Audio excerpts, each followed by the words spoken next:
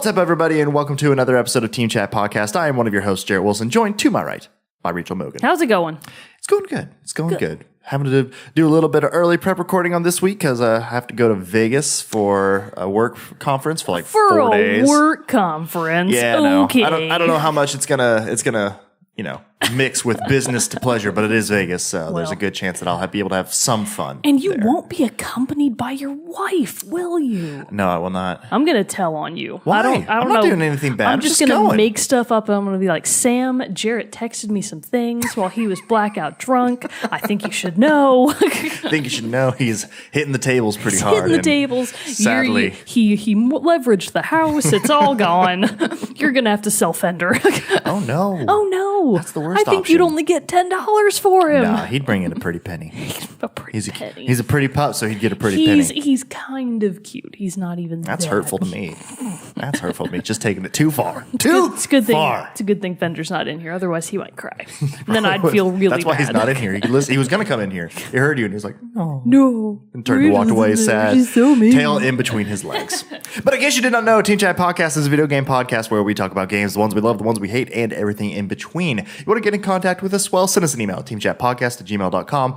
Follow us on Twitter, like us on Facebook, and subscribe to our iTunes and YouTube channels. If you want to support the show, you can do that as well by going to patreon.com/teamchatpodcast, where for as little as $1 a month, you can support the show, and in return, we will give you a cool perk, like getting the episode early before its general Tuesday release, and access to our private Discord server. All right, well, we don't know the song contest for this week because, like I said, we're having to pre-record a little bit, so you would have already seen who won at the beginning of this episode. Or if nobody did, the game is, what was the game?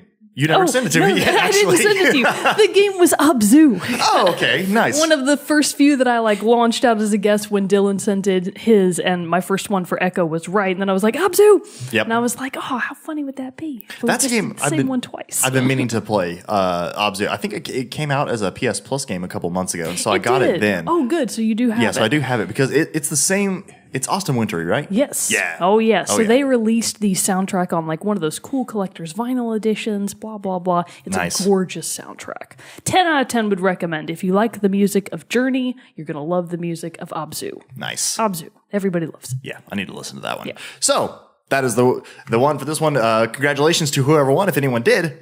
I don't know yet. It had better be Dylan. He had better just start guessing. just turns it around. It's a switching and you're water just listing all the think. C games. Yeah, there you go. But stick around to the end of this episode when I will be giving a hint for the song contest for this week. Someday it will be The Little Mermaid's Undersea Adventure. A game probably on PlayStation 2. I can't prove it. But yeah, it's got to be. They had Aladdin games. They had all this stuff. Surely there's a Little Mermaid game floating around there somewhere. I could just use the Little Mermaid level from Kingdom Hearts. There you go. What was I thinking? Lost a rare opportunity. You just blew it. So ashamed. Abzu. Backtrack. The game is Little Mermaid. The game is Little Mermaid.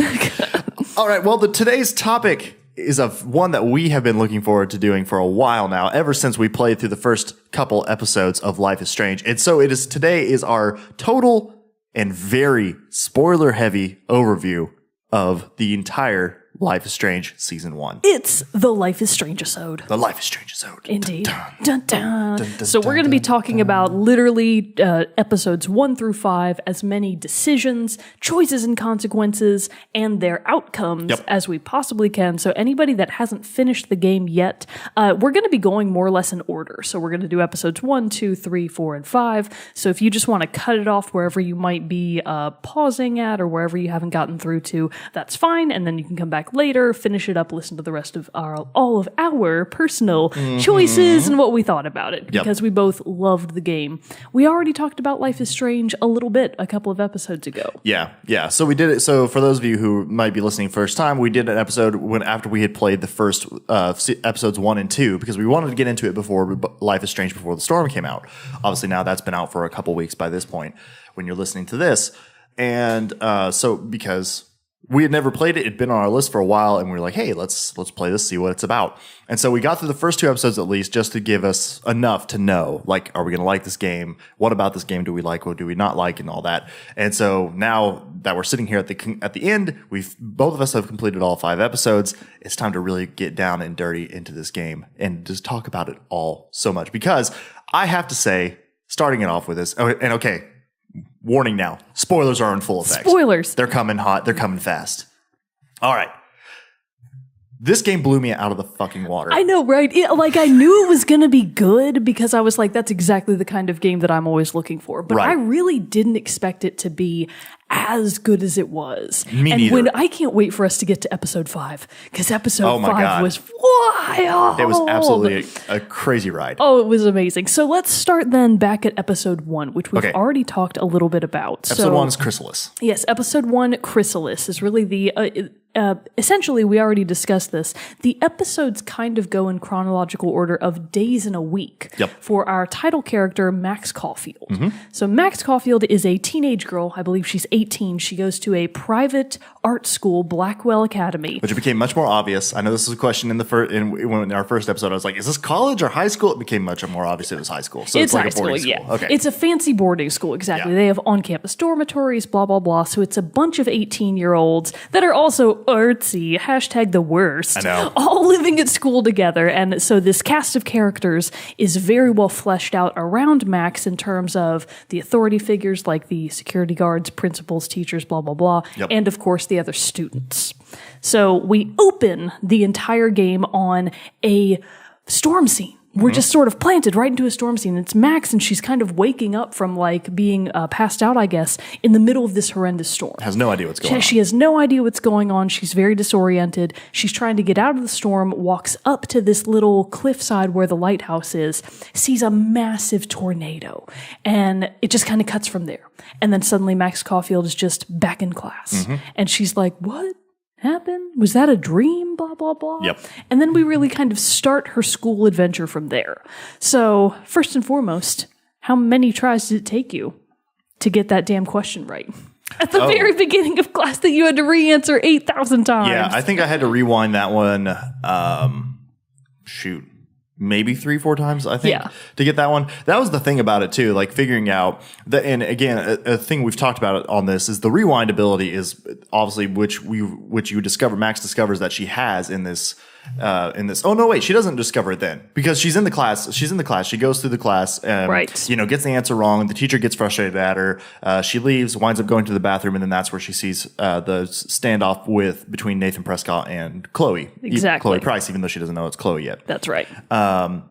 And that's when she discovers, briefly moving to it, because I don't want to get too caught up on like the actual like plot lines as much as the characters and decisions of this. But so she goes into the bathroom,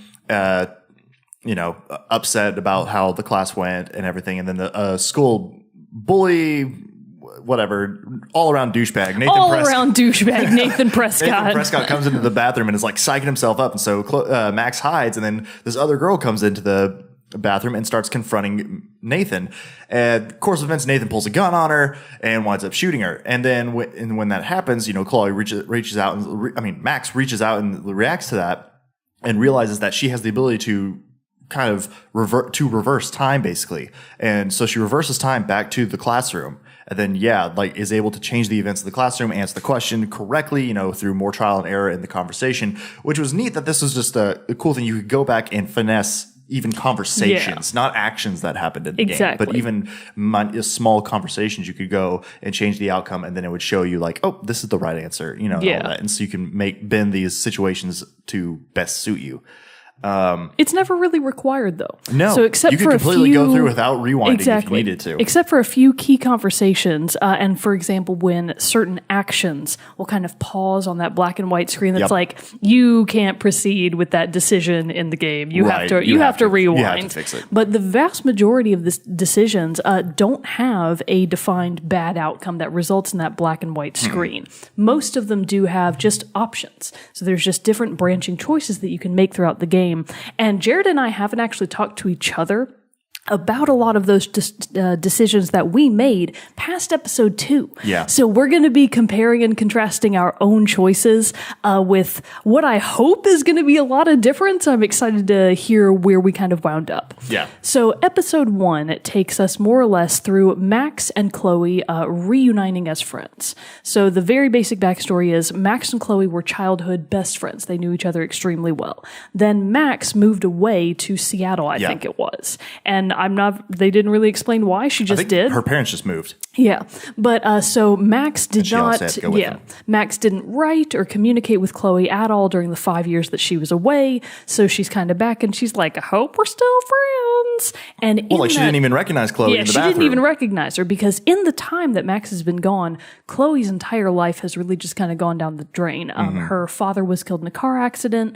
Her mother is kind of she's not remarried to this guy David yet, but they're I thought she is.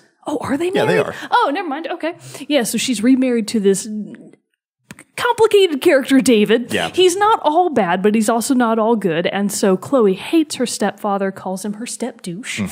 And so her life is just very complex. There's heavy implications that she's into drugs. Yeah. I mean, she smokes a lot of weed, yeah. but there might also be some other stuff in the background that maybe we're not getting the full picture on. She's caught up with some sketchy characters on the side, blah, blah, blah. And one of her very good friends, most likely girlfriend, Rachel, has also gone missing in that time. Which before you interact with Chloe, you see missing person posters everywhere with Rachel's face on it. So you know that this is a backstory. And you kind of see that some people have been missing before. Rachel is just the most recent incident of this. So you know there's a missing girl. You know that Chloe was very good friends, aka girlfriends with her, and that's kind of where you're re-kicking off your friendship with Chloe. So you go forward, and I think in episode 1 you do initially meet David. Is that right? Yeah, you do, because you don't meet David at the house. You meet him in because he's the security guard. So you meet him at right when you come out of the bathroom, because he gets mad at you for not leaving right because you set the fire alarm to save Chloe. Oh, that's right. I forgot about that. Yes. Okay. So you set the fire alarm, and this kind of brings you to one of the first real decisions that you make, because David gets mad at you and he's like, "Get out of here." Like, he doesn't accuse you per se of setting off the fire alarm. He just suspects you. Right. Because he's very paranoid. Yeah, he's a very paranoid guy. But as you're exiting, you run across the Principal Wells, and you have the opportunity to tell him either, "Hey, I was just in the bathroom and I saw Nathan Prescott holding a gun and waving it at somebody else," or you can just, because he notices that something is wrong. He's like, "Do you want to tell me what's wrong, kiddo?" You know, classic principal behavior. Yep. So you can either tell him what happened, or you can choose to not say anything. Now, I chose tell him what happened, because I was like, that Nathan guy's a prick. We need to get him in jail. This one sets you up. It's like, obviously, like, someone's having a gun in school. Yes, I need to say something about this. You know, so, but then once you tell the principal, he's like, no, that doesn't make sense at all, because the Prescotts, you find out then from that conversation, are this wealthy family who donate a shitload of money to Blackwell Academy. And so, you know, they're pretty much the special family, and Nathan is given special treatment, you know, because as you learn more throughout the thing, like, anytime Nathan might be getting in any kind of trouble, his father will intervene and saves him. Off, yeah, so blackmails people, exactly. blah blah blah. So the entire Prescott family, basically very untouchables, and you get the idea that and so you can also see why this Nathan guy feels like he can walk around with a gun in school, and so. Which that whole first interaction was the first thing where I was like, oh, this game's not going to be what I thought it was. Yeah. Because like I said in the first episode, we talked about this. Just from the art style and everything, I thought Life is Strange, like, I thought it was going to be it was obviously going to be I knew like the basics of the game, but I didn't think it was going to handle such mature subject matter as this game does. I mean, and towards the end of the game, it gets wild. Yeah. So just kind of briefly wrapping up episode 1, when you leave school, you go back and you get to interact a little bit with some of the other characters. So you get to interact with the female version of Nathan, Victoria. Yeah. So Victoria Chase, I think is her name, is kind of the school prima donna. Yes. So she's also from a very wealthy family, but she's also a very talented artist. So she actually does belong at Blackwell. But she's a huge bitch about it. Yeah. So it's like you have no feelings really of kindness for her. You're just like, fuck off, Victoria. But see, I was always nice for her because I felt nice to her because I felt that was Max's. Oh my gosh, no! I was always so mean to her. Really? I was like, "Fuck you, Victoria." Okay, so did you let the paint hit her? And I let the paint hit her, and then I took the picture of her and I made fun of her. I didn't. See, I did not take a picture of her, but then I like comforted her about it. I mean, that was one of the smaller decisions. It was. Obviously, you have to cover her with paint so that you could get into the dormitory. That was like one of the things that you had to do, and one of the little like puzzles that you had to figure out. But But then, but then I was like, hey, you don't need to be this way. I was like, I'm going to post this on our version of Facebook, blah, blah, blah. You actually didn't get to, but like you took no, wait, you did. Oh, you did? Yes, because you take the picture of Victoria, and then I'm pretty sure you posted on like their version of Facebook. Oh, shit. And she's like, yeah, bitch. And it's like, ha, fuck you. Yeah. So I definitely played the less mature Max Caulfield. Oh, see, I took the high road. I did not take the high road. I was like low road the whole way.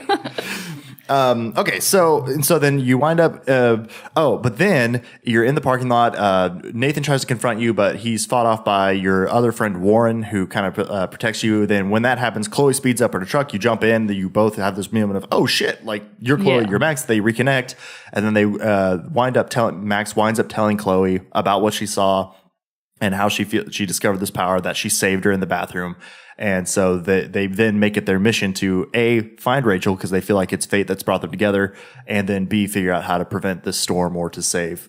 Because it's like a big enough storm, it's going to destroy the damn town. Yeah. So that's kind of where episode 1 ends, is you just kind of like basically it's the preface to the story of this, of just like, here's where we sit and now let's move forward. It's the catalyst to getting things done.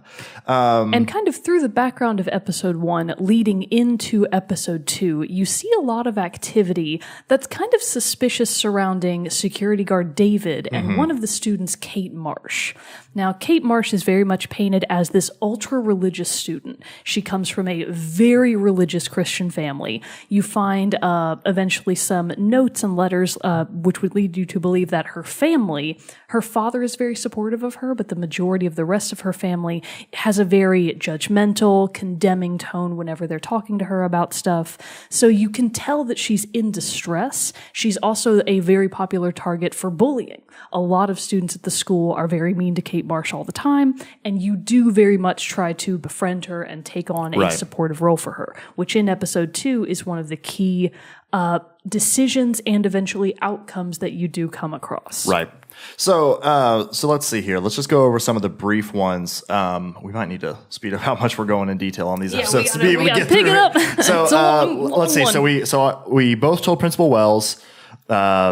You made fun of Victoria. I comforted Victoria. We have a list of all the because this is the other cool thing that I love that this game did, is it listed out all the choices at the end of each episode, and it shows how you chose as opposed to how everyone else chose. And I feel like for the most time, I was on par. I seem to be picking what the majority of people did. There were a couple ones later on in the episodes where I don't remember which I mean, we'll probably get to it later, but where I was like, oh, more people chose that, or I didn't. I couldn't believe that more people chose to not make fun of Victoria. She's so mean. Some people just like the high road more than the low road, Mogan. What a bitch. God. Anyways, continue. So I took, what did I do? I intervened to help Kate when she was being confronted by the security guard. Did you? You did too? You do get this one small scene between David and Kate where David is clearly trying to confront and force a confession from her about something, and you can either just take a picture of the scene and not intervene, or you can intervene and not get the picture. Right. So I did not get the picture. And then when you're at Chloe's house later, David confronts you about smoking marijuana because Chloe was, did you take the blame or did you?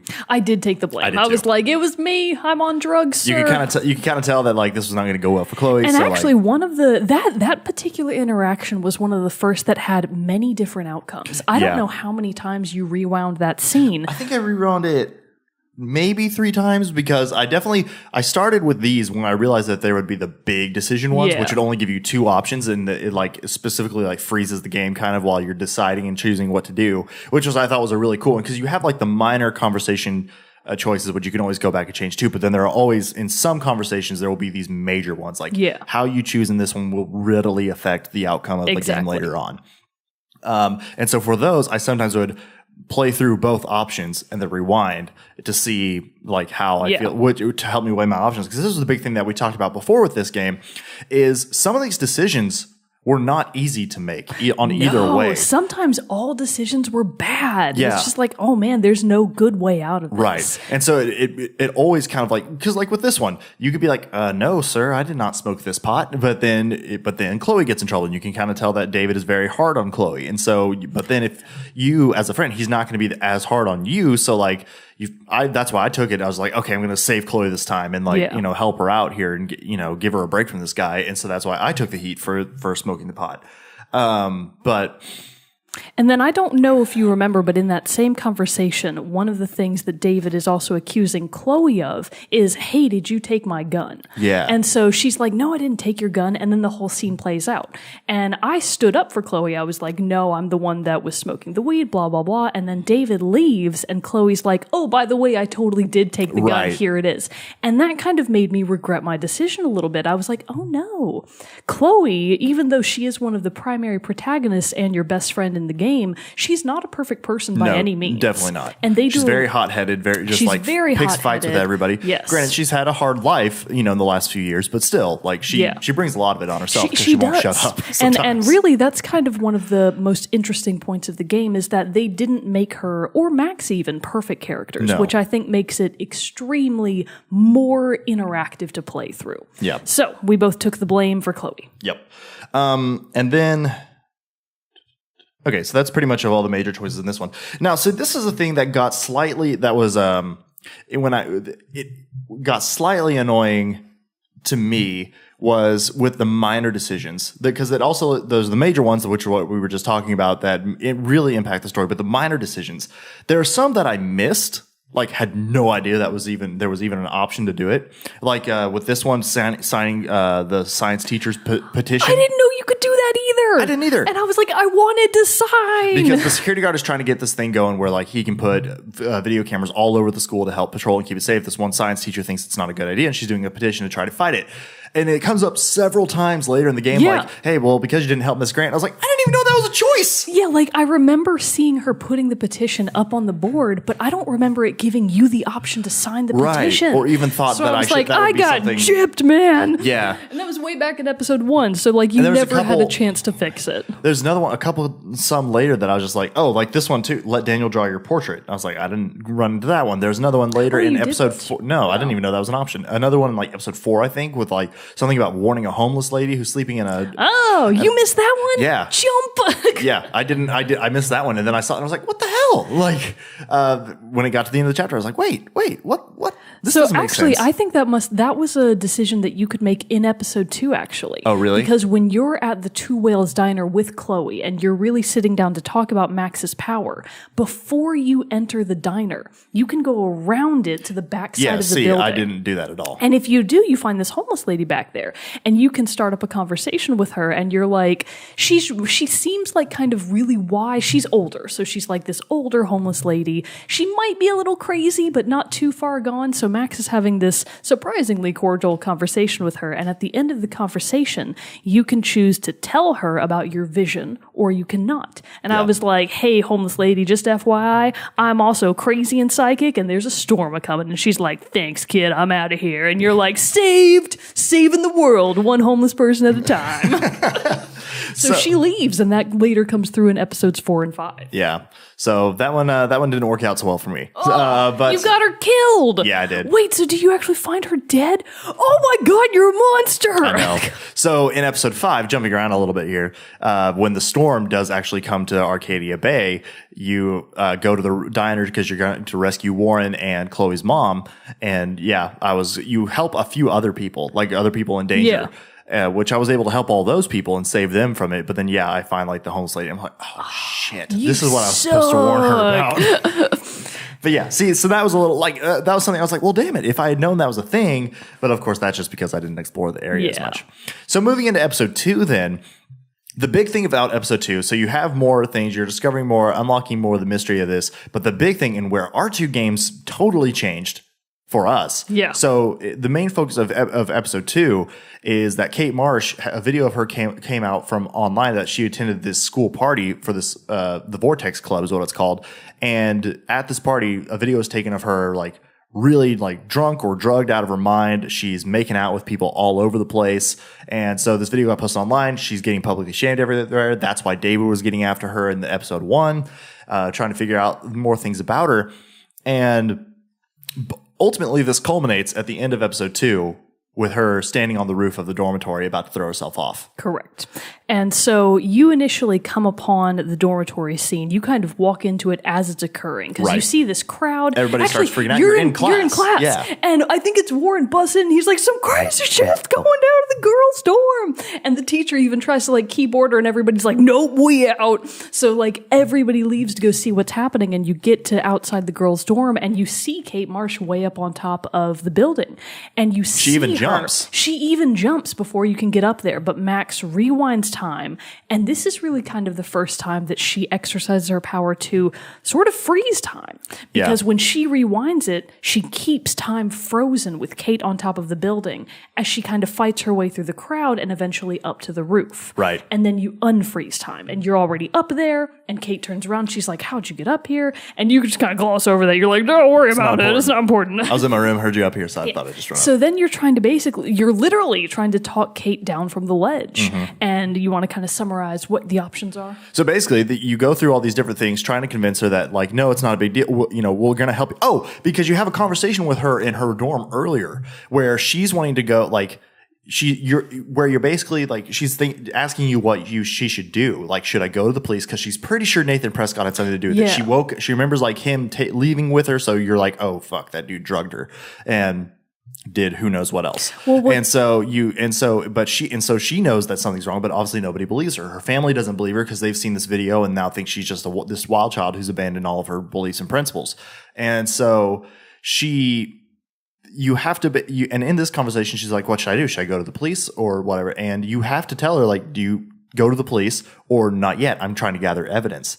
And this was the first decision, I think, that really I was just like, oh, shit, this is morally gray. Yeah. Because if you tell her go to the police, that's just, because of what you've seen with Nathan Prescott and how he's, seemingly unhinged. He has a gun, but that was never taken care of. You don't know what he's going to do in regard to that. So you feel like you could be putting her in more danger by telling her to do that option.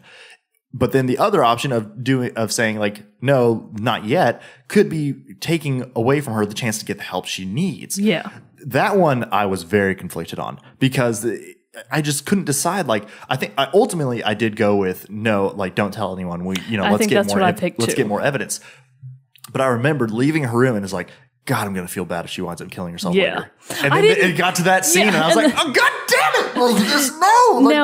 It's worth mentioning that in either case, she still would have wound up on the roof. Right, But whichever decision you made initially, go to the police or don't go to the police, that affects your conversation outcomes with Kate once she is eventually on the roof. And so when it got to the roof, I did have that. We both did, I guess, had the very hard task of being like, no, I'm working on it. I know that I believe you. I really do. Like, and then because of the things you found earlier about like her supportive father, you can be like, your father loves you and all this stuff. But damn it, if there were 3 times there's like, she's like, okay, I'm going to come with you. I believe you. And then she would just immediately turn around and be like, but all this, I'm still going to jump. And like, no.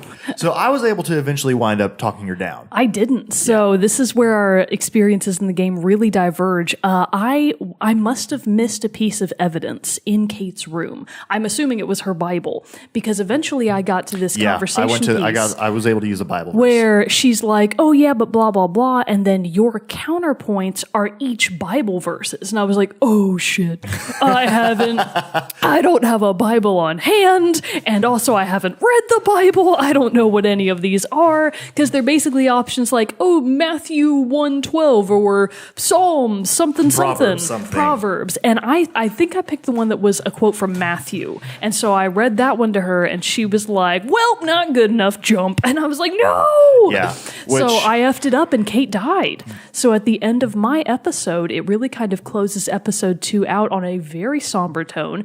Everybody's really sad, but you also get the sense that, hey, the entire school kind of drove her to commit suicide. Right. So for me, it only, deepened the severity of the situation and deepened the mystery of how did she wind up at that party? What was she on? She mentioned kind of being in an out of it state, but she remembers being in a white room that Nathan took her to, and we don't really know what happened there. And that does later come back in a very big way. Right. So episode 2 really closes out with more mystery than ever for me. If you save her, how does it end for you? It still ends like the biggest difference is then everyone's always talking to you. Like you get text messages from your family and friends and all that. Everybody's like applauding you, like saying like you're the hero of Blackwell, hero of Arcadia Bay, all this stuff. Getting like everyone's like, oh, this is great, and you're obviously very uncomfortable with it. Like I was just trying to help my friend. Like this is because Max is a very shy, reserved girl, and so all this undue attention to her is making her feel like she's just like I'm glad I was able to save her, but there's still something else big going on here that we need to be focusing on, which is the Prescotts and where the hell is Rachel Amber. Because as things going on now in the story, you're realizing that the two are more interconnected than you originally thought. Yeah. And one of the sadder things of if you don't save Kate is that Kate's father somehow gets your phone number. Oh, damn. And he sends you these really nice texts. Like, he's not mad at you at all. You can tell that he's an amazing guy. He's like, I know you tried to help my daughter. Just want to say how much we appreciate everything you tried to do for Kate. She's with God now, blah, blah, blah. And I was just like, blah.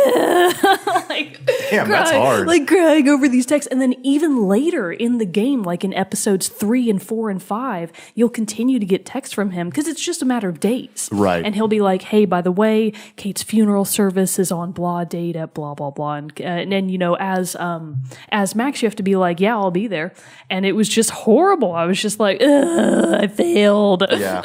So I very much felt like that was a failure for me. But I didn't go back. You know, I didn't try to change it. Do you even have the ability to? If you wanted to do save file swapping, you technically could. But I was like, no, I made my decision. Yeah, this game, I have to stick with it. This is one. It was very similar. Like, and this is the parallel I drew. It applies. A whole lot of the minor decisions have things with like the butterfly effect. You know, it's like the small thing you change affects something in the future. Very similar to like how I was talking about with Until Dawn, and so I lost my point where I was going with that. But so my thing is once I made and like finally decided on the decision, I didn't revert back to going back into, because I wanted it to play out how I feel like this is how it should play out, like on gut and things like that. So in episode 3, then it picks up, and the biggest thing of episode 3 is you're still, because, you know, there's all the details about it as you're uncovering more about Rachel Amber and the Prescotts and learning more. You come to find that Rachel Amber was friends, or Chloe is indebted to this. Oh, in episode 2, you wind up saving Chloe from that train because you go to the junkyard, right. and where you learn more info about Chloe and Rachel, and you do realize they were very, very close friends, possibly in a relationship with each other. I'm sure that will be more explored in Before the Storm. And so all this is going on, and then, you know, that isn't as small thing. Although I will say, what did you wind up doing with the train?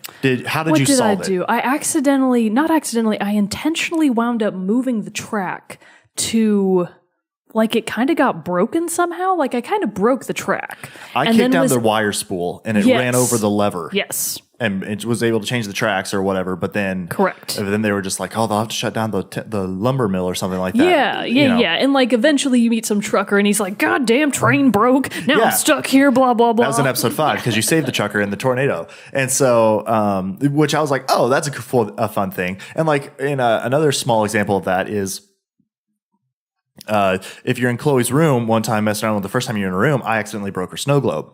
I did too, and I didn't fix it. I didn't fix it either. But then it comes back later. It's the snow globe that her dad gave her. Oh. So then I felt like a huge dick. Oh. I was like, God damn. I was like, oh, well, lol. No, I felt real bad about that one. Now, something that we probably should bring up is that really it kind of comes more into play in episodes 3 and on, is that kind of in each episode, you keep getting an example of very unusual weather. Yes. So in episode 1, at the end of episode 1, you and Chloe, I think, are on the cliff overlooking a sunset. And it's like getting into fall, but end of summer, right, where they are in Oregon. And suddenly, in a clear blue day, it starts to snow. Yes. And Max and Chloe are kind of both like, oh, it's snowing. Okay. This is weird. And then at the beginning of episode 2, kind of the big hot news is, hey, did you see it was snowing yesterday? That was weird. Yeah. And then at the end of episode 2, you're sitting with Warren, in my case.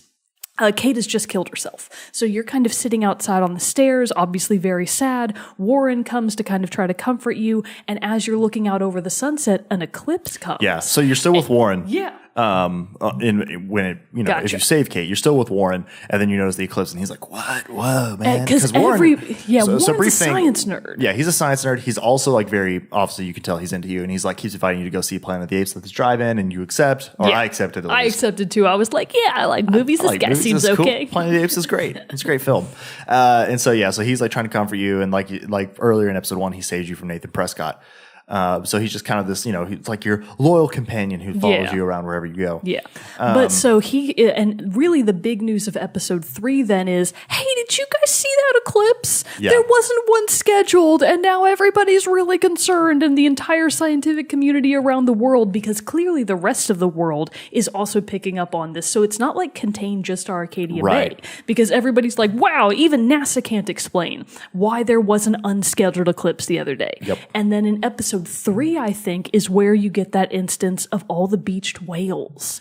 So I think it's at the end of episode 3. Beached whales and dead birds, right? Yes. Yeah. Yes, because there's a scene where you're coming upon the two whales diner, and you see all of these dead birds all over the place, and you're like, this is creepy. Yeah. And then at the end of episode 3, as you're kind of on the bus driving past the ocean, you see outside in this very beautiful golden hour sunlit scape all of these massive dead whales washed up on the beach, and you're like, and really that kind of brings you to the overall problem of chaos theory, which is a huge point of the game. So essentially that's even chapter 3's name. Exactly. Yeah. Chapter 3's name is chaos theory. So as Max has been altering time, it's having a very real world effect of things are going wrong in a big way. And so you do get the sense that all of these smaller environmental events are leading up to the storm that you already know is coming from your future visions. Yep.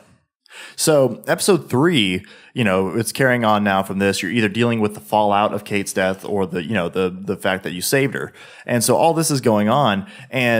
But the big thing with episode 3 that came out is you discover you have a new power, which you are able to, because you pick up this photograph, and it's a photograph of you and Chloe as younger kids. And you realize that you're getting some kind of like you're hearing something, or picking up a signal, I guess is the best way to say it, from that photograph. And you're like, wait, so can I you see something about this picture, analyze this picture in time, and you unlock this new ability where you're able to focus on an image and then transport yourself to that time. Exactly. So basically Max is holding the photo in her hand, and she just kind of concentrates with all of her mental might on it. And that literally takes her back in time to her, 12? Yeah, 12, maybe 13-year-old self. I think she must have been 13-year-old self. But still coherent about her present. So she still has all of her present-day mental faculties, but she's back in the original scene where she and Chloe were in Chloe's parents' kitchen, and they're just having cooking a nice time before school, cooking breakfast. And then Chloe's dad, who dies in a car accident, goes to leave to pick up Chloe's mom from the grocery store. Because that from this picture, it's like the last picture you took before that happened and all that. And he's going to die. Yeah. You already know this is the day he dies. Yep. If I let him walk out that door, he's going to die. So you go through this whole sequence of saving Chloe's dad. You're like, I'm going to save William. So you hide his keys. You make sure that he can't get into the car. I did that 3 times. Because I finally figured out, I have to drop his keys in the sink. Yeah. For me, I threw them outside. Oh, really? You can drop them down the sink. Yeah. Just because I hit him first in some cracker box or something. And I was like, I hid them in a plant. And then he uses the retriever, and it's like, oh, God damn it. Yeah, I was like, okay, well, this isn't fair. I didn't know you were going to have this new technology. There were that many options. That's so cool. I just dropped mine in the sink. And so I didn't know you could throw it outside. I threw mine outside. I was like, yeah.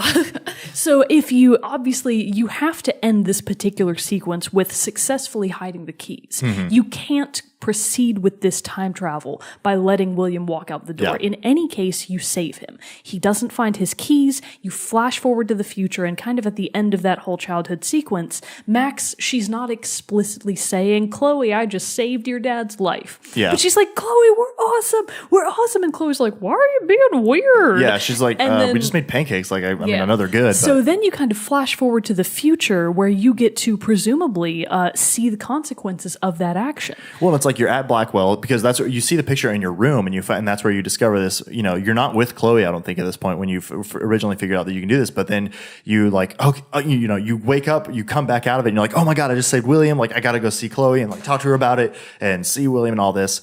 And it does this thing too. after it does this and you affect a time period from the past, it like has all these photographs come up and it shows like with like how it happened in this, and now that you changed it, the picture will change to show what your action influenced. So it shows them all continuing to be a happy family together. Like they all go to Paris on a trip that you see that they had been planning. All of the photos of David and Chloe's mom disappear. They're replaced by just ones with William. And them as a family and stuff like that. And so all these things happen. So yeah, you get out of your dorm. You're like, oh my God, I got to go see Chloe. You go and the bus pulls up. Dude, this messed me up. This did too. This is when I was shit has gotten real. Oh yeah, like this, like the ending of episode 2 was like episode 1. I was like, okay, I'm into this. I'm really excited about where this is going. Episode 2, I was like, that is heavy. Yeah. But I'm still super sold into this. Episode 3, is when I was like, oh my no! God. Like you realize that it's not going to end well. All good. It's not all good. And so because you get to the bus pulls up. David is the bus driver. He's not a security guard. Yeah. So he's not a security guard anymore. Like, you changed his life quite a bit. Okay. And so then you go through the town. I don't think you notice much else. Do you still see the beached whales? That's the sequence with the whales. Yeah, you still see the beached whales. Or maybe that's the first time you see the whales. I think that's the first time you see them. And so then you go to Chloe's house, and sure enough, her dad opens the door, and you're like, oh my God, I did it. William, because you think he's dead. I mean, for you, he's been dead for 5 years, so you're like, this is great. And then he's like, I'm so glad you've come to see Chloe. Yeah. You know, she doesn't get many visitors. And you're like, And then he kind of calls to Chloe, and she comes. It's this really dramatic scene. Oh, yeah. She comes to the door, and you realize. And you see Max first. You see Max's reaction, and Max reacts like, gasps, like draws I think breath. She might even put her hands over her mouth because. And she's like, oh, Chloe. And then it flashes to a view of Chloe. She is full body paralyzed in a mechanized wheelchair. She even has like the things that keep her head fully in place because she's totally like, she has no motion of movement. Yeah. She's completely paralyzed. You do eventually find out later that she can do things like control computers with those mouthpieces. Yeah. But she has no ability to move anymore. And it's a different Chloe too, because she doesn't have her blue hair that she does in the previous one. She's the same hairstyle, but she's not, she still like has the personality of Chloe, but not as hard and not as coarse and everything to other people. But she is very much, and so that's how episode 3 ends. And I was like, which, and this is where I will give good credit to this game. You just discovered you have this ability to go back and influence time. And when in that scene and in that moment, I completely forgot that was an option. Really? And I was like, oh, so this is just how the game is from now on. Oh, you're a fool. Well, I know. But like in that moment, like taking it all in and seeing it, like as soon as the next episode started and things were going with that episode, I was like, oh, wait. It's okay. I'm going to fix it. But when episode 3 ended, I was like, oh my God. Like, I know. What did I just do? I was like, I'm going to throw up. Yeah. So it was very impactful. It was ridiculous. And in that particular case, I think I would be very frustrated by it, but I could see the draw of episodic gaming, because if they had ended in episode 1, if it had ended that way, I may not have continued on with the episodes if I had been doing them in their original format. With episode 2, I probably would have continued, especially if I had failed like I did to save Kate. I probably would have continued on. Yep. With the end of episode 3, I would have been all in. There's no way that I wouldn't have continued with that game. It did an amazing job of fully setting the hook in your cheek. It was just like, oh God, I have to keep going. And I was like, okay, I have to see this. Because now you're starting to understand more before that happens and everything. You're uncovering more of Rachel's thing. You do know that she had a run-in with Nathan now too. You hear of this something reference of a dark room, something called the dark room and all that. And you're like, what's this? And now this is the second time you've heard of a room where Kate was held. Yeah. Now there's some reference of it with Rachel. And so all this is happening, but no. So that moment in this is when I was like, oh, this game is something shit's getting real. And just like that was I'd been really enjoying episodes 1 and 2, but when episode 3 ended, I was like, this is so good. Yeah. Like this is when I was realizing this game is something special. It's amazing. So then episode 4 then begins, and you're still in your present reality of Chloe is paralyzed. It's my fault. So you're still in the house with Chloe, and you're just basically having a nice day with her. So episode 4 opens opens on you and Chloe walking on the beach. So Chloe is obviously in her wheelchair. She can move it because it's electronic, but obviously she's having a hard time, and you and her are just talking. So through this conversation, you're kind of trying to piece together from her perspective how the past 5 years have been now that you changed time and saved William. Right. So it comes to light that because you saved William, he buys Chloe a car for her 16th birthday.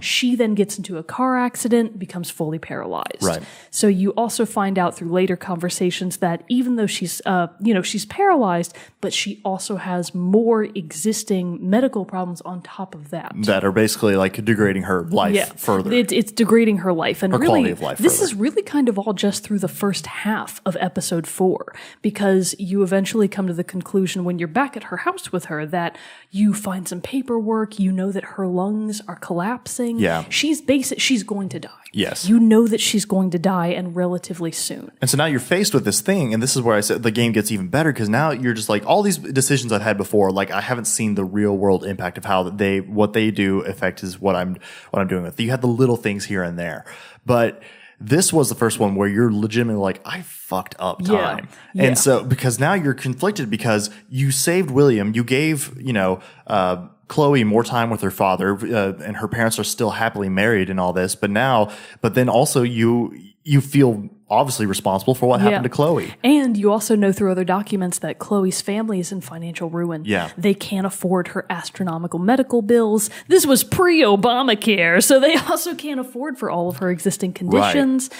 So you know that the family is in severe financial distress. And eventually you get to this conversation where Chloe basically asks you, Max, help me kill myself. Yeah. So you go around. Because she knows that like something is bad. Like her parents haven't told her about her lungs, but she knows because she heard doctors. She can overhear them. Yeah. And so she knows that things are going, and she basically makes the argument to you that like, I've had the best time with you the last few days, this last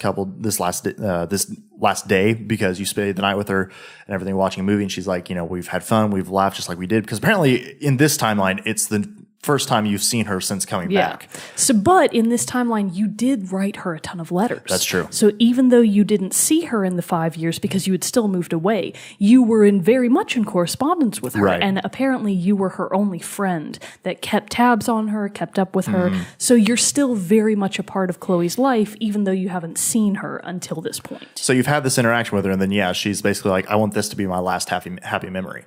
And so here again, I was very conflicted about what to do. You get the decision. You can either help Chloe kill herself by giving her an overdose of her pain medication through her IV, so it'll look like it was just an accident. Yep. Or you can refuse and say, no, I'm not going to help you kill yourself.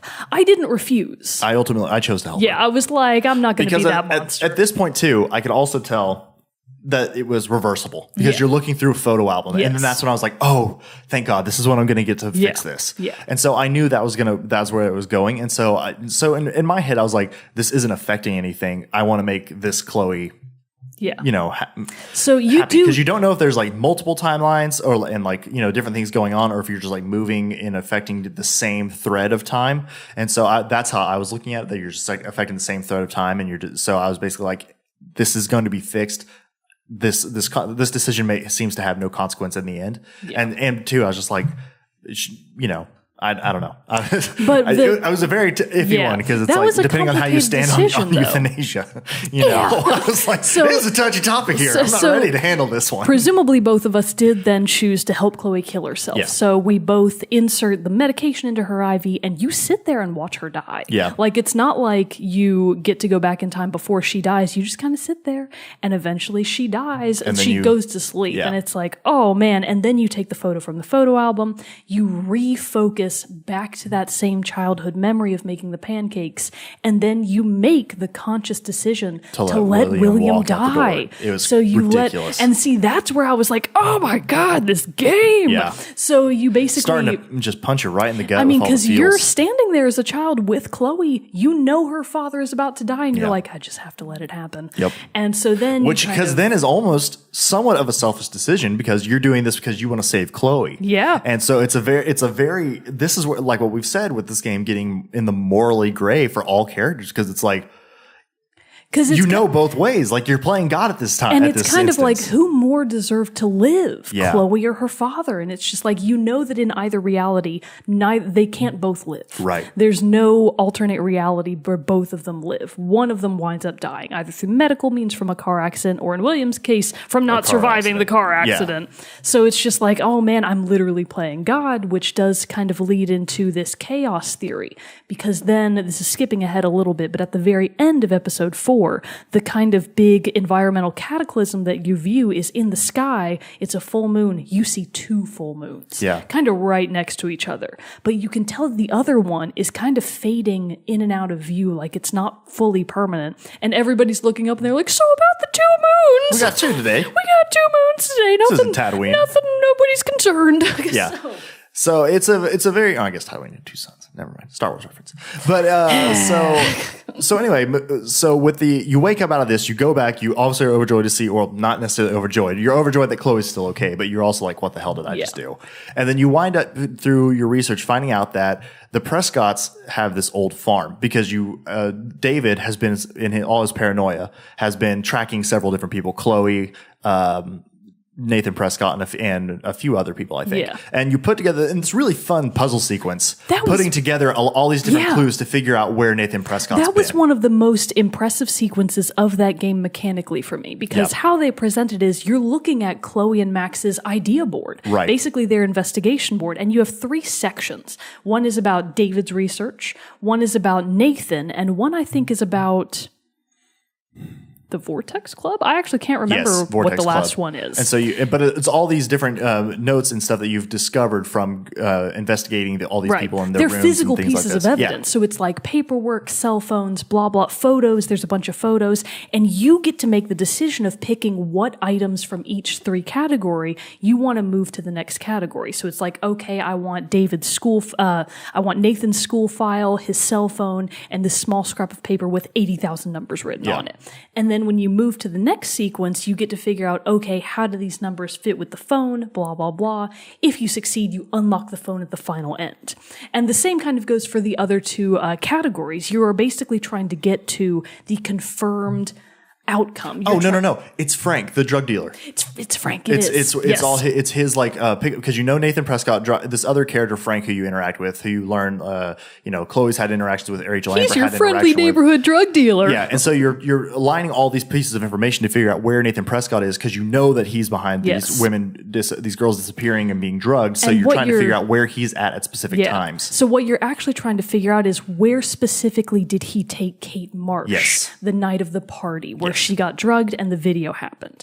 So eventually, I think you kind of have to succeed, right? Yeah, I don't think you can fail. Yeah, no, you succeed, you figure out. It may take you a few tries to line up everything. But once you succeed and you figure out, okay, at 10:04 p.m. on the night of the incident, Nathan took Kate to this unnamed barn. And you're like, nothing good ever happens in a barn. Also, so quick side note, in all of this stuff, because, like I said, David was tracking Chloe, Nathan, and somebody else. Like, I think Frank actually too, maybe, and all this stuff. But did you, in terms of Twin Peaks references, did you see that Chloe's license plate is Twin Peaks? Yeah, I pointed that out to you last time. Oh, we did? Yeah. Oh, I missed that. So hers is Twin Peaks, but did you notice that all of the other license plates were also like sci-fi references? Oh, really? One of them was the Twilight Zone. Oh, yeah. Yeah, they were all really funny, and I was like, how are all of them affording vanity plates? Seriously, those are expensive. Hard to get. Expensive, guys. But no, I thought that was a fun little touch. Yeah, it was great. But yeah, so you wind up going to this barn with Chloe and discovering the dark room, which is basically this underground bunker under this barn, which has these binders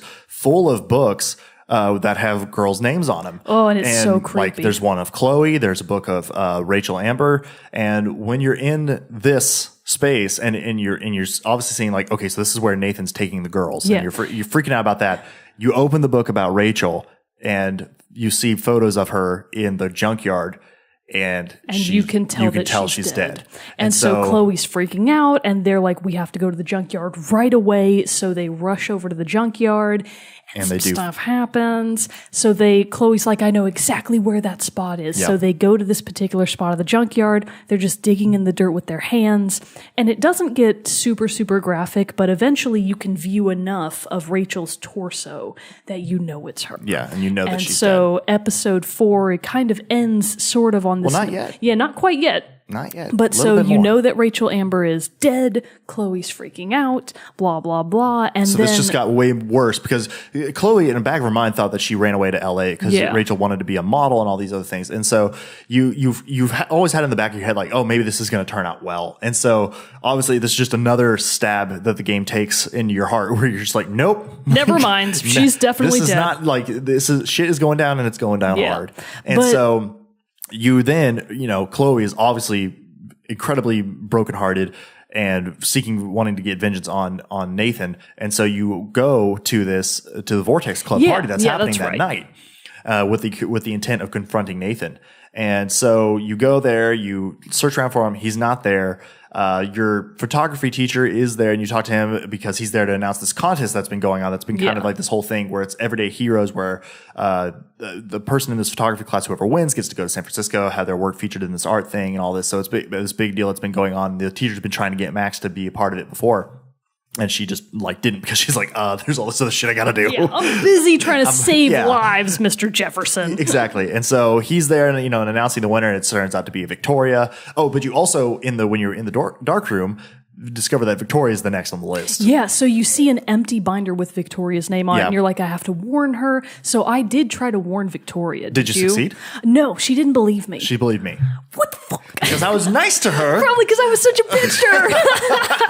I was like, damn it, Victoria, you're still a bitch. No, so she believed me and was like, okay, I'll be careful, I'll stay away from Nathan. But anyway, Nathan's not there. No, so Nathan's not there, but as you're leaving the Vortex Club party, you get a text from Nathan. Mm-hmm. And so it's like, by the time I'm done here in this junkyard, there's not going to be any evidence of what happened. He knows that you've been to the dark room. So he knows that you've been there, blah, blah, blah. So you're like, oh no, we have to get to the junkyard before he gets rid of all the evidence. So you and Chloe rush back to the junkyard. You rush back to the site of where her body is, and it's still there. Yeah. And you're like, okay, her body's still here. Undisturbed. And it seems fine. And then kind of from behind both you and Chloe, somebody comes up, jabs Max in the neck with a needle, gives her some sort of drug. She immediately starts to go down.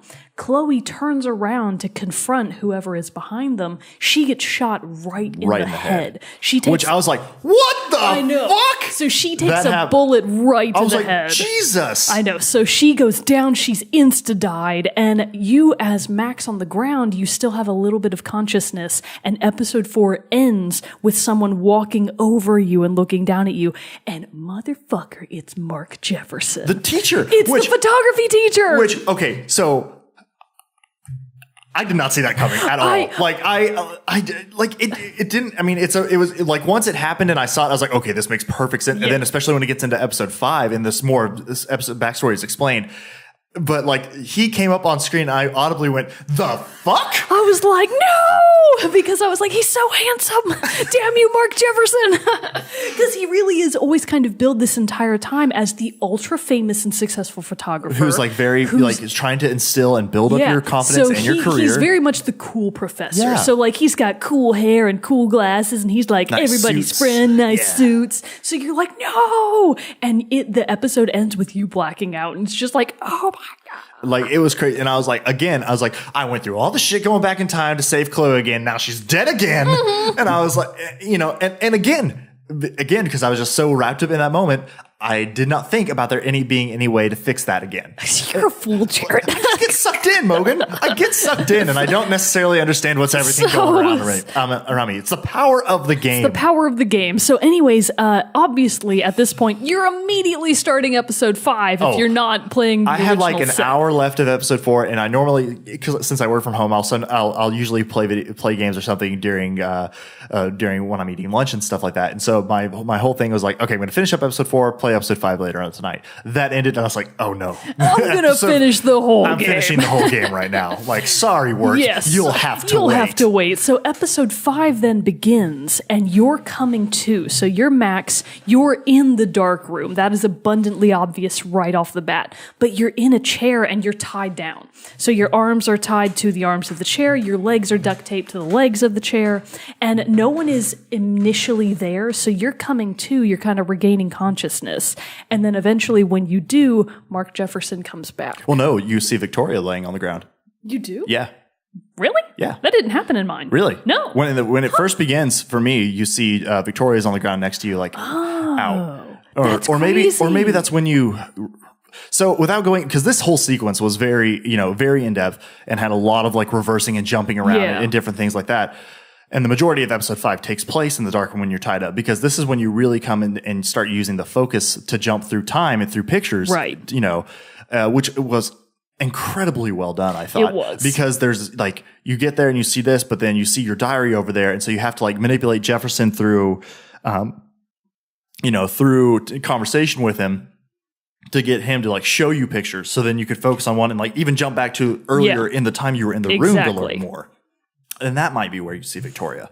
I don't know. Did you not see her at all? No, she was never in the dark room with me. Oh, really? So I guess maybe if you warn her and she doesn't believe you, it's fine, I guess. Man, I don't know. I don't know. No, Victoria was never there for me. Weird. That's weird. That is weird. I wonder what triggers that difference. So basically, you just learn that Jefferson is a sociopath and who really just he has all along been kidnapping these girls and taking them to the dark room to photograph them because he has some like sick fetish, I guess, with capturing the moment when they lose their innocence. Yeah. And like they know that, they're safe to realizing they're not. And so that's why he's been doing this. And normally he's been drugging them. And I don't think he necessarily has been killing them all. No, some of them I think have lived because obviously Kate Marsh was eventually photographed, but she did live. Right. So I think it's been like they drug him, and Nathan he'd helped Nathan because you understand, Nathan is obviously a very unhinged individual as well, and he has been seeing Mark Jefferson as like somewhat of a father figure because his relationship with his father is very strained, and so like they've associated this very strong Jefferson has basically taken Nathan on as his apprentice in this whole kidnapping photography adventure. And it's like sick. These people are sick. And so you learn that Nathan drugged and captured Rachel as like a way to show Jefferson that he could do it on his own. Yes. Wound up giving her an overdose of the drug and killing her. He did. So Nathan technically failed and he accidentally killed Rachel Amber. Right. Which Jefferson clearly can't have. No. So Jefferson is kind of a pro. As far as we know, most of the other girls he's kidnapped haven't died. He hasn't killed them. If there's like a huge string of girls dying, like that's hard to cover up for a while. So he drugs them, takes the photos, and then they wake up later in the room in the hospital, whatever. Because from Kate Marsh that she can't really remember what happened. No. She vaguely recalls the dark room, but she doesn't really know who exactly was there with her. So she knows Nathan took her there, but she has no idea what happened after that. So the implication is Mark Jefferson does eventually let them go. Yeah. But when Nathan failed and accidentally overdosed Rachel Amber, Jefferson then put Nathan kind of on his hit list. So eventually you do find out through conversation that Mark Jefferson killed Nathan Prescott to keep him quiet that same night. That same night. And it becomes, through all my things, that he kills Victoria too. Man, that didn't happen in mine. So he kills Nathan in mine, but not Victoria. Yeah, he kills Victoria in mine. That's crazy. So I guess it's a good thing I was mean to her. I guess. Sometimes to save a life, you have to be a bitch. You just have to. So this unraveled one of the best sequences of the game, I feel like. Oh, it was amazing. Like, I love the part with like collaborating the evidence and all that stuff, but this one with going back, because you jump time several times. You even have a point where you are the winner of the festival, because you realize the way to get back this is you have to somehow get back to earlier in the week, the beginning of the week, because then you can warn David with all of this information that you have. Exactly. And let him know, like, hey, this is where you need to go. You need to go to this dark room and you're going to catch Jefferson there. And David's so paranoid, he totally believes you. And he does. He does exactly what his job is. He goes and so arrests Mark Jefferson. You see through the photograph summary thing, all the time changing and all these things happening where like all this stuff happens. Jefferson gets arrested early on in the week. Nathan gets arrested early in the week and all this stuff happens and everything seems fine. You wind up winning the Everyday Heroes competition and you're going to San Francisco with your teacher. But then while you're there, you're like, oh, this is great. This is where you come out of the time jump, is on the plane to San Francisco. And you're at your art show with your teacher, and then you're like, man, and then you get a call from Chloe, or you call Chloe, something like that, and you're like, hey, Chloe, because Chloe's alive, and you're like, oh, thank God, I saved Chloe. Yeah. Again. And like, this is great. But then when she calls, the storm is still happening. Yeah, and you're like, so I didn't fix anything. No. And so you basically have to jump back through time again, back to the room and do it all over again. And it was this crazy, crazy turn of events. Yeah, so you just have to kind of tweak and tweak and tweak until finally you're in the dark room, still with Mark Jefferson. He is about to kill you because obviously you know too much. Right. So it's not like he can let you go. So he's going to give you a fatal injection of the drug that he uses to knock you out. But as he's doing that, because you affected the timeline in such a way, David knows where you are. Yes. So Chloe is still dead, but David knows you're in the dark room. So he comes down. Mark Jefferson hears him. They have a struggle, blah, blah, blah. And through one means or another, Mark Jefferson winds up knocked out and David releases you from the chair. It's apparently an option you could kill Jefferson. David kills Jefferson. So eventually that did happen for me. So you did? Eventually when I got... He just knocked him out for me. Okay. When I got out of the chair... You're like, David ties up Mark Jefferson on the ground. He's calling for backup, blah, blah, blah. But through conversation, you can reveal to David, that Mark killed Chloe. And David, like that shakes him to his core. He freaks out. He's kind of having this conversation with himself. And then he abruptly turns to Mark Jefferson's body on the ground, shoots him dead. Oh, really? Yeah. And that happened to me. I told, under the assumption that I'd be able to fix it, told David that Chloe was fine. Oh, no, I told the truth. I'm a truth teller.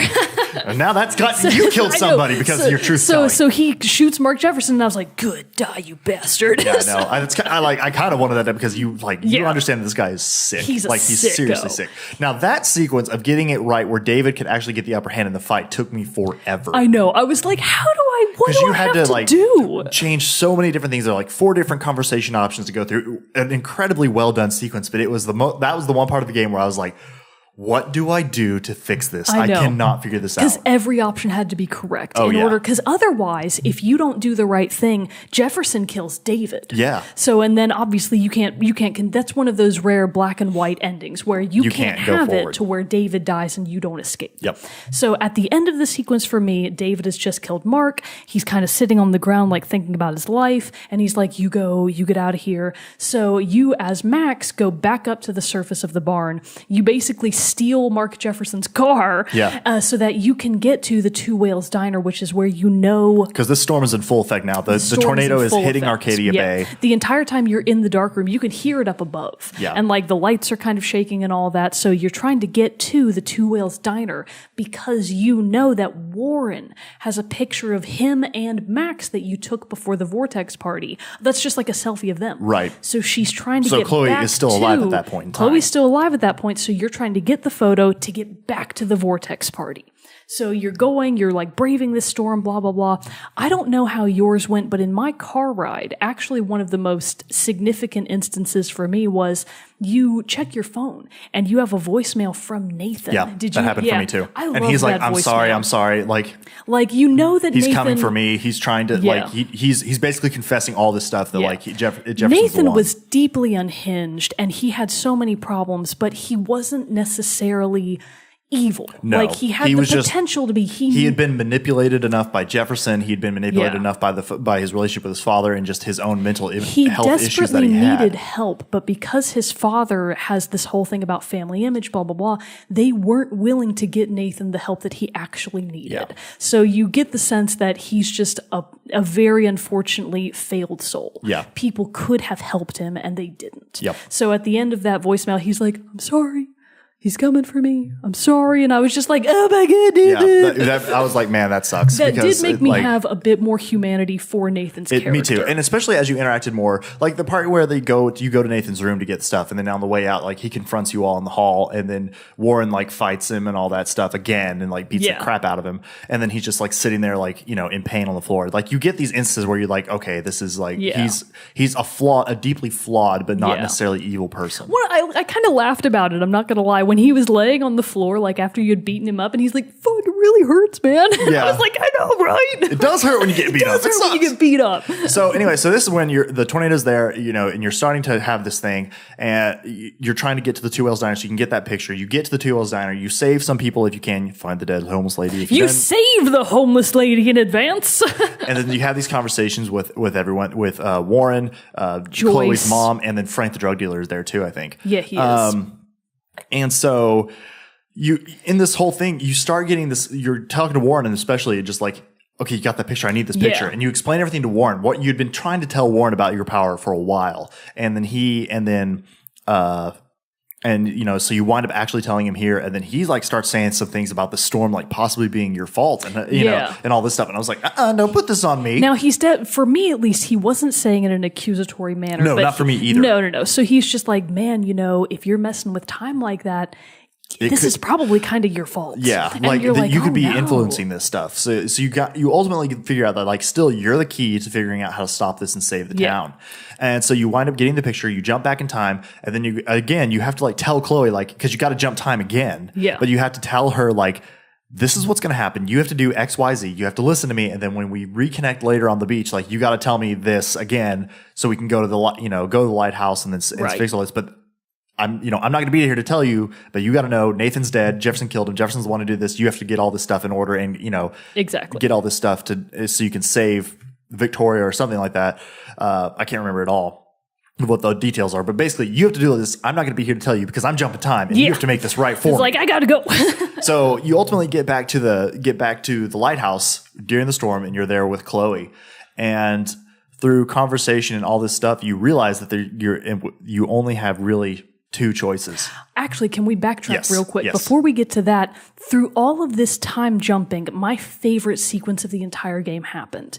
Because eventually, you have broken time and reality enough that you as Max kind of wind up... Oh, shit. I was completely going over this. Dude. Oh, no. Because you get to the beach, and then you're about to leave to go to the lighthouse, I wasn't and Max sure if you were going to skip to the very end. I forgot. And then Max blacks out, and then this happens. So Max blacks out when they're on the beach at one point, and you get to this amazingly well done kind of dreamlike hellscape where you're Max and you're just in this alternate reality. Like everything is darkness. You're just in these pieces of time. Mm-hmm. You're basically on your own timeline physically.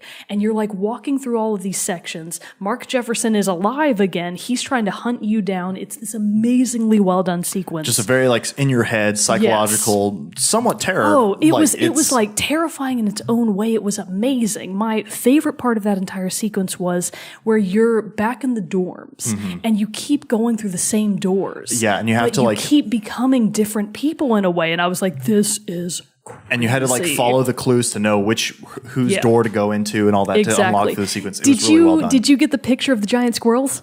No. Oh, it was so funny. That was my favorite photo of the game. I missed that one. Eventually, while you're in the dorm sequence, if you look out one of the windows, you can tell that things are wrong outside. And at one point, if you look down, you just look down the window and there's a huge dead whale right there. And you're like, hey, whale, sorry about that. Yeah, I did But then in another time, when you go through one of the other correct doors and you get to the window again, it's these two giant squirrels. And you're like, picture. And then you keep going. That's my favorite picture. That's of the funny. whole I missed game. that one. Oh, it's excellent. So then eventually you do manage to traverse your own purgatory, basically. Mm-hmm. So you get to the end of this entire sequence, which is the lighthouse. Yeah. So you get to the lighthouse, you sit down, and eventually you do kind of come back to reality.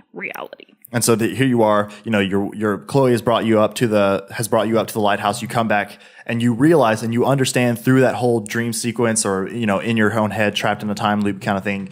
You do realize that what Warren said was right and that you did cause this ultimately by trying to do things. All of the changes and everything you've done has changed this. Yep. And so the whole storm is your fault. Yes. You created it by affecting time in such a way that reality is kind of broken at this point. And so then, you're coming to this, you're talking about it with Chloe, and then Chloe ultimately brings up the thing that I knew was coming and I did not want to hear, that all of this could be avoided and fixed if Max didn't save Chloe. Yeah. So Chloe eventually Max was probably never going to bring it up, but Chloe brings up herself. She's like, so basically, to avoid all of this, you have to let me die. Yeah. And they have the picture of the butterfly that Max took in the bathroom that would let her jump. The very first picture you took in the game. That allows you to jump back to that time. And so, obviously, like Max is like, no, like, because you've done so much to save Chloe. Yeah. So much to save Chloe. You feel so invested. And too, as the game goes on, like, initially when the game starts, like, you're thinking that you're going to build this relationship with Warren, but then as you're spending more time with Chloe, like, you kind kind of you feel something more than just a friendship growing there. And the type of language that Chloe and Max use both to communicate with each other and to talk about each other is very much more than how friends would talk about each other. They're very much like they're together, they're in this relationship and all this. And well, because early in the game, like as a joking thing, you have the option to kiss Chloe or not. And I was like, hell yeah, I'm going to kiss Chloe. Same. I was like, this is where the game is leading. Like this clearly we're lesbians now. We're bisexual. Exactly. Because I was like, Warren's okay, but nah, Chloe's where it's come at. on, look at that blue hair. Who can resist? And she's a bad girl. And so that, and then when you're in the diner with Warren, you have the option to ignore him, hug him, or kiss him. There, I hugged him. I hugged him as well. I was like, we're not like that, buddy. No, we're not. We're good friends. You're all right, but we're not like that. But my heart is with Chloe. Yeah. And so you get out of this, and then it's this very incredibly emotional piece, a cutscene, and then it comes to the final fateful decision of you either have to choose to let Chloe die or let Arcadia Bay be destroyed. Yeah. What did you pick? I sat on that screen for maybe 5 minutes. I chose pretty quickly. Yeah, I knew in my heart what I needed to pick, but I didn't want to because I loved the character of Chloe so much.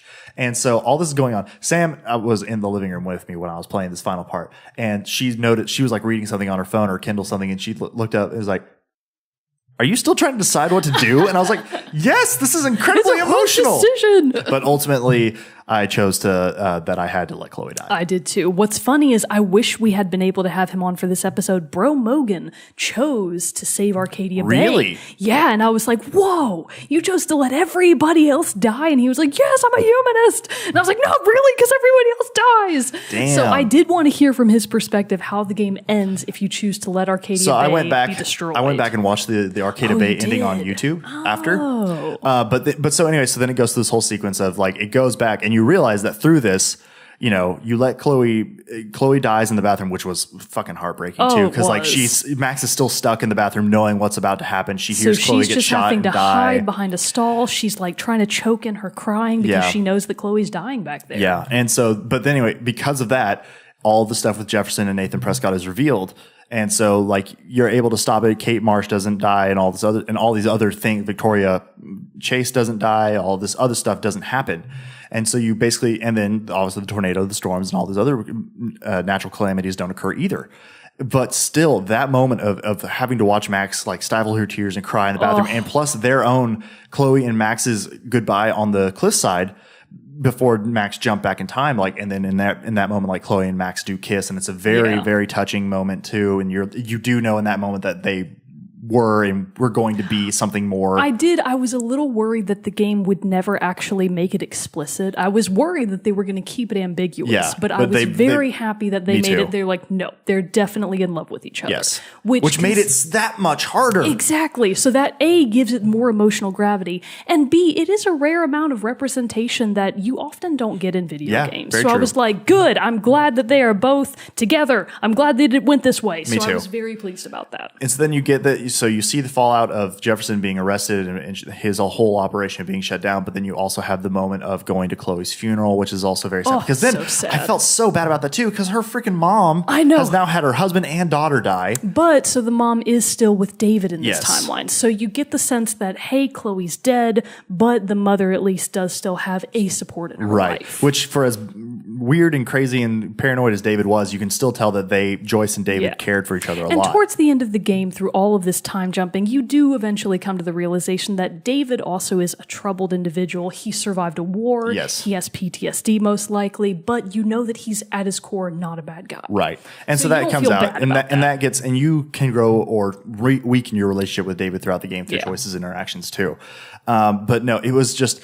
And so the game ends with that. And so, but basically if the Arcadia Bay one, it basically just like the storm goes through and then it just has this cutscene of you and Chloe driving through the town and seeing the destruction and then just leaving the town. Oh, wow. And dang. to go, to be together. Go to Portland like they talked about. Exactly. And so it was a decent ending, but I was also like, after I saw that, I was like, I'm glad I went the way I did. I mean, to be fair, I really do believe that Chloe dying is the correct ending. I do too. Like, I know that there's really no right way to end it, but I think it's correct. Yeah. You have to reset the timeline. The world has to be the way it was meant to be. And it is pretty demonstrated in the alternate reality of Chloe being in her car accident. She's meant to die. Which they talk about. In Because so Max many tells episodes, Chloe all these she things. keeps dying. The universe is trying to kill Chloe. Yeah. And so it's like, no, because I always got the sense that even if you did let Arcadia Bay die, Chloe would still be dying. Yeah, something would still happen. Yeah, because presumably on that road trip to Portland, they probably get hit by a car. Yeah. And maybe they both die this time. So I was like, no, she has to die. Yeah. It's her fate. And so that's pretty much it as far as the game goes. And I know, sorry everyone, that this is a little bit longer. Yeah, we didn't think we were going to talk this long, but it's such a good game. It's such a good game. And this is why we wanted to do this episode, because this was one, like I said, going into it, had no idea what I was going to be and feel on the other side. It was an amazing trip of a game. And like this is, and I said this to you, I don't think I said it on the first episode. Oh no, I couldn't have, because the game hadn't ended yet. But this game, I have not felt an emotional reaction to a game since I played The Last of Us in the exact same way, just like where it sits in your gut and you can't think about anything else.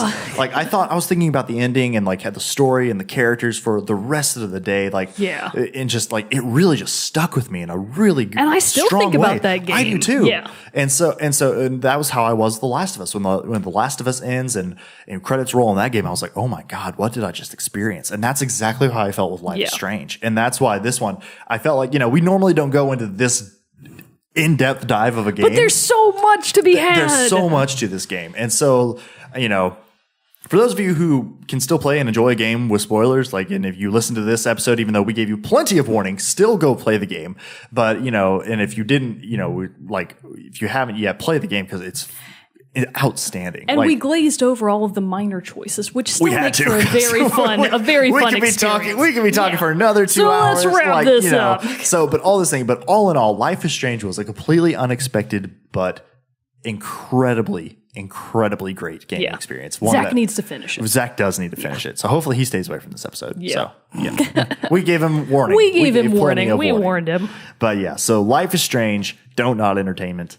See episodes 1 through 5. I'm pretty sure you can buy now for $14 to $20 for all 5 episodes. For all 5 episodes. Life is Strange Before the Storm is out. It's only 3 episodes. I have that one. I haven't started it yet. I'm going to probably this week try to get into that and play the first episode. It is $25 for the deluxe edition that includes all 3 episodes. I mean, there's they'll have the releases thrown out, spaced out, but you get all 3. So it's $25 for that. The deluxe edition comes with another max chapter, a smaller max chapter. So that's why I wanted to get that one. And normally, I think it's $17 for the game. Yeah, that's not bad. Not bad at all. But so as soon as I finished episode 5, I pre-ordered Before the Storm. Oh yeah, because you have to. I had to. And so now knowing the ending of Life is Strange, I'm so happy that Before the Storm brings back Chloe and it's about Chloe. Because I liked Max, but I really freaking loved Chloe. Really, I was kind of the reverse. I liked Chloe, but I loved Max. No, I loved Chloe. Chloe to me was I think we can all agree that the true hero was Nathan Prescott. If you really look back at the tapes. But no, I don't know. I also really love Chloe's voice actor. Yes. Ashley Birch, who did the voice acting for Aloy and Horizon Zero Dawn. Brought that up a couple times. And so now I'm totally on board with Ashley Birch. More Ashley Birch, please, in everything. Chop. So, but like I said before, also sadly, she wasn't able to reprise the role of Chloe in Before the Storm due to the voice actor strike last year. But I have heard from the trailer and everything, the voice actress that they replaced her with sounds very similar to her. So it's not a very distracting thing. So I'm excited about that. Okay, but anyway, lots of heavy stuff. I'll be giving the song contest hint in a second here for the contest for this week, but I'll go ahead and run through the spiel for that. Song contest, first person to correctly guess the song that is given at Wednesday, 9 a.m. the day after this episode goes live. We'll put a post out on Facebook and Twitter. First person to correctly guess the game from the hint on either of those posts will get to send us a song and hint for a future episode. So stick around for the hint for that. But we're finally done. We've drawn this in-depth and thoroughly thorough recounting of Life is Strange. Season 1, which apparently season 2 is in development. So hopefully we'll get one. We'll get more Life is Strange coming on because more Life is Strange all the time, please. We need it. Yes, we do. But with that, that draws this episode of Team Chat Podcast to a close. Until next time, I'm one of your hosts, Jerrett Wilson, joined to my right by Jerrett and Mogan. See you later. Stick around for the song. We'll see you all next time.